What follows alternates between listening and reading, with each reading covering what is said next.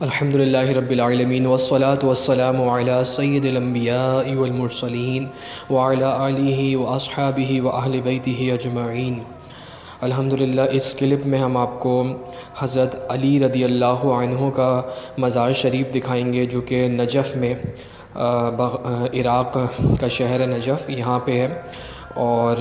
حضرت علی رضی اللہ تعالی عنہ کے بارے میں نبی کریم صلی اللہ تعالی علیہ وآلہ وسلم نے بے شمار احادیث بیان فرمائی ہیں، جس میں حضرت علی رضی اللہ تعالی عنہ کی فضیلت کو نبی کریم صلی اللہ تعالی علیہ وآلہ وسلم نے بیان فرمایا۔ حدیث شریف میں نبی کریم صلی اللہ تعالی علیہ وآلہ وسلم ارشاد فرماتے ہیں، صحیح حدیث ہے یہ کہ من کنت مولاہ فعلی مولا، جس کا میں مولا ہوں اس کا علی مولا ہے۔ اسی طریقے سے نبی کریم صلی اللہ تعالی علیہ وآلہ وسلم ارشاد فرماتے ہیں، انا مدینۃ العلم وعلی بابوہا، میں علم کا شہر ہوں اور علی اس کا دروازہ ہے۔ اسی طریقے سے نبی کریم صلی اللہ تعالی علیہ وآلہ وسلم ایک اور حدیث میں ارشاد فرماتے ہیں، من سب علی فقط سبنی، جس نے علی کو گالی دی یا برا بلا کہا، فقط سبنی، تو اس نے مجھ محمد صلی اللہ تعالی علیہ وآلہ وسلم کو گویا معاذ اللہ گالی دی، برا بلا کہا۔ تو حضرت علی رضی اللہ تعالی عنہ کی شان بہت ہی اعلیٰ اور عرفہ ہے۔ خود حضرت عمر فاروق رضی اللہ تعالی عنہ بھی آپ کے بارے میں ارشاد فرماتے ہیں کہ لولا علی لہلک عمر، کہ اگر علی نہ ہوتے تو عمر ہلاک ہو جاتا۔ تو بے شمار صحابہ کرام کے اقوال سے بھی آپ کی فضیلت وارد ہے، اور خود نبی کریم صلی اللہ تعالی علیہ وآلہ وسلم نے بھی آپ کی فضیلت بیان فرمائی، اور نبی کریم صلی اللہ تعالی علیہ وآلہ وسلم کے آپ داماد تھے حضرت فاطمہ، جو کہ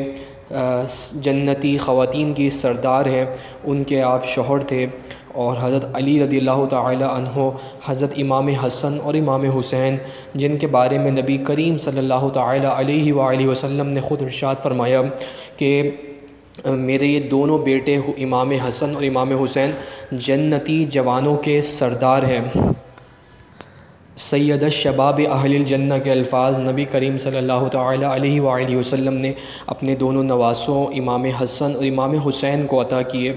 تو امام حسن اور امام حسین کے والد ماجد حضرت علی کرم اللہ وجہہ کریم ہے، اور آپ کی شان اتنی اعلیٰ و عرفہ ہے کہ آپ نے آنکھ نبی کریم صلی اللہ تعالی علیہ وآلہ وسلم کو دیکھ کر کھولی۔ جب حضرت ابو طالب کے ہاں بیٹے کی ولادت ہوئی تو ماجرا یہ تھا کہ آپ آنکھ نہیں کھولتے تھے، اور جب نبی کریم صلی اللہ تعالی علیہ وآلہ وسلم تشریف لائے تو حضرت علی رضی اللہ تعالی عنہ نے اپنی آنکھیں کھولی، گویا کہ حضرت علی رضی اللہ تعالی عنہ نے پیدائش کے بعد سب سے پہلا چہرہ رخ والضحیٰ نبی کریم صلی اللہ تعالی علیہ وآلہ وسلم کا دیکھا۔ اسی طریقے سے بچوں میں ایمان لانے والوں میں بھی حضرت علی رضی اللہ تعالی عنہ سب سے آگے ہیں، اور اسی طریقے سے حضرت نبی کریم صلی اللہ تعالی علیہ وآلہ وسلم نے جو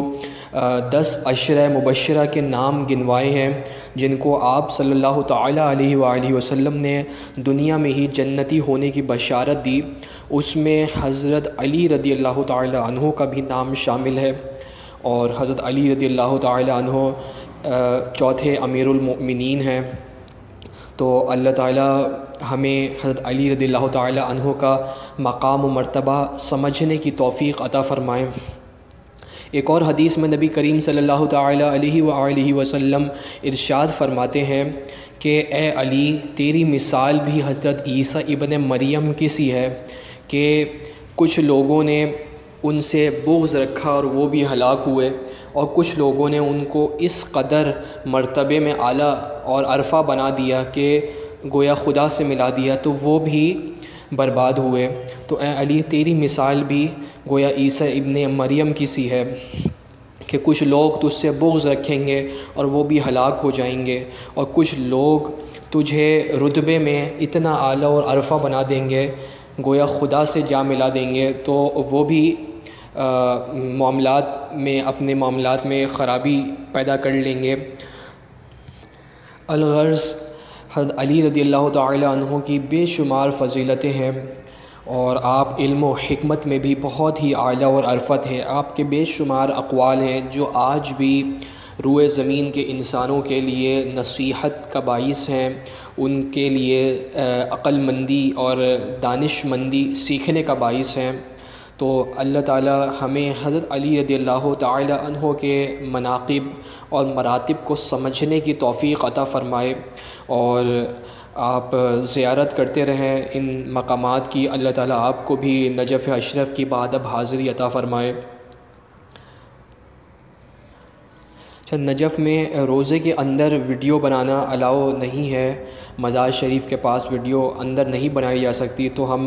آپ کو صرف باہر سے ہی زیارت کرا سکیں گے۔ تو دیکھتے رہیے،